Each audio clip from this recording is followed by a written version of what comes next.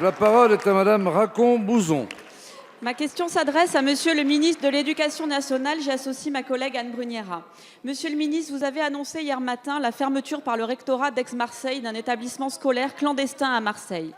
Une vingtaine d'enfants déclarés sous le régime de la scolarisation à domicile étaient en réalité amenés tous les matins dans un lieu que les contrôles effectués par les inspecteurs de l'Éducation nationale n'ont pas permis de qualifier d'école au sens où la République l'entend.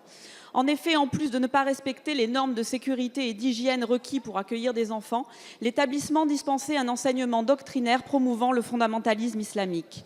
L'instruction à domicile est parfois détournée de sa vocation et est utilisée comme prétexte pour scolariser les enfants dans des structures illégales, qu'elles soient religieuses ou non.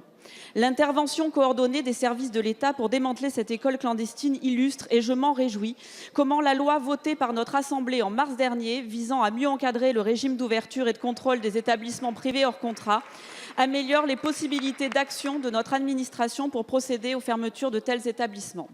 Une étroite et régulière collaboration de la préfecture de police, de la préfecture et du rectorat a ainsi permis de signaler l'existence de ce lieu, de contrôler son fonctionnement, de constater le délit et de mettre en demeure les parents de scolariser sous 15 jours les enfants dans une école garantissant les conditions d'accueil et d'enseignement homologuées par l'État.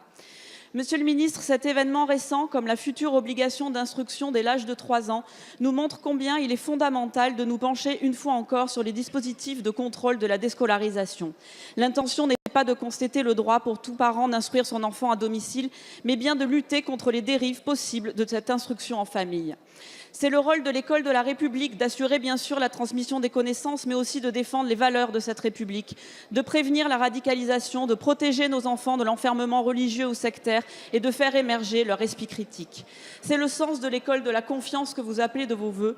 Pouvez-vous nous dire, Monsieur le ministre, comment le projet de loi du même nom, dont nous débattrons en février, permettra de renforcer encore le contrôle de l'instruction en famille